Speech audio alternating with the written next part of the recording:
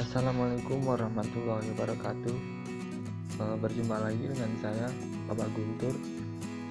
Eh, Oke, sebelum pembelajaran dimulai, mari kita berdoa dulu. Berdoa mulai. Oke, dapat diakhiri. Oke, untuk pertemuan kali ini, saya akan membahas tentang teks eksplanasi. Apa itu teks eksplanasi? Langsung saja, ada pengertian teks eksplanasi. Teks eksplanasi adalah teks yang berisi tentang proses mengapa dan bagaimana suatu peristiwa alam, ilmu pengetahuan, sosial, budaya, dan juga lainnya bisa terjadi, baik peristiwa alam maupun sosial yang terjadi di sekitar kita, selalu memiliki hubungan sebab akibat serta juga proses. Kejadian atau peristiwa yang terjadi di sekitar kita, pantasnya tidak hanya kita amati serta dirasakan saja, tetapi sekaligus digunakan sebagai pembelajaran. Mengapa kejadian itu bisa terjadi, serta juga bagaimana bisa terjadi peristiwa atau kejadian seperti itu. Ada ciri-ciri teks eksplanasi. Yang pertama, strukturnya itu terdiri dari pernyataan umum, urutan sebab akibat, serta juga interpretasi.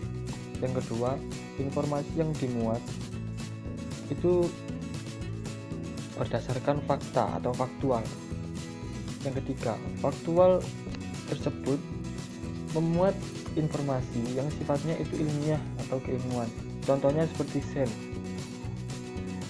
ilmu alam misalnya. Yang keempat, sifatnya itu informatif serta tidak berusaha untuk mempengaruhi pembaca untuk bisa percaya terhadap hal yang dibahas. Jadi informatif ini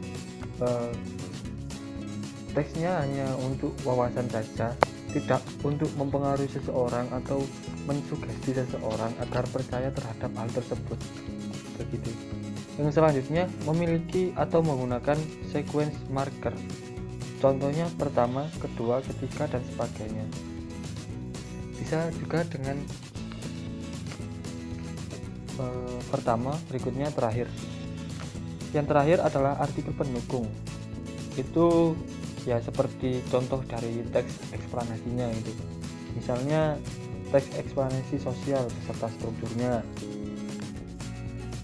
Selanjutnya ada struktur teks eksplanasi. Yang pertama, pernyataan umum. Berisi tentang pernyataan umum mengenai atau tentang topik yang akan dijelaskan pada proses terjadinya atau proses keberadaan dari teks eksplanasi tersebut. Yang kedua ada urutan sebab akibat. Berisi mengenai detail penjelasan proses terjadinya sesuatu yang disajikan dengan secara urut atau bertahap dari yang paling awal sampai yang paling akhir.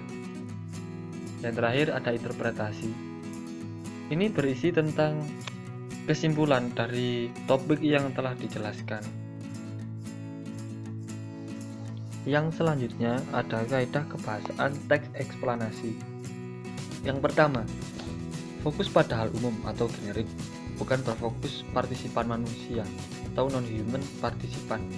Contohnya seperti tsunami, banjir, gempa bumi, hujan, serta udara.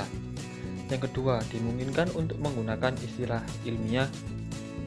Yang ketiga, lebih banyak menggunakan verba material serta juga verba relasional atau kata kerja aktif. Selanjutnya ada menggunakan konjungsi waktu serta juga kausal. Contohnya seperti itu, sehingga, pertama, jika, bila, dan seterusnya. Kemudian menggunakan kalimat pasif. Yang terakhir, eksplanasi itu ditulis untuk membuat justifikasi bahwa sesuatu yang diterangkan itu dengan secara kausal itu benar adanya, jadi tidak dibuat-buat. Kemudian ada contoh teks eksplanasi. Kalian bisa membaca, ini ada teks eksplanasi gunung meletus. Di sini yang pertama itu pernyataan umum. Seperti yang sudah saya jelaskan tadi, pernyataan umum itu menjelaskan tentang bagaimana hal itu terjadi secara umum. Kemudian ada runtutan penjelasan sebab akibat. Seperti yang saya jelaskan tadi, runtutan penjelasan sebab akibat ini menjelaskan bagaimana hal itu terjadi, dan penjelasannya ini secara urut dari awal terjadinya hal tersebut sampai akhir terjadinya hal tersebut.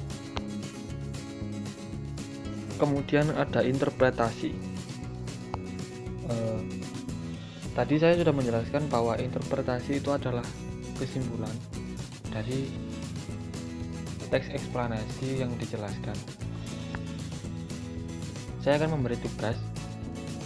Tugas ini kalian membuat teks eksplanasi apapun tentang fenomena alam yang terjadi di sekitar kalian, dan juga golongkan berdasar strukturnya. Sekian dari saya. Jumpa lagi minggu depan. Wassalamualaikum warahmatullahi wabarakatuh.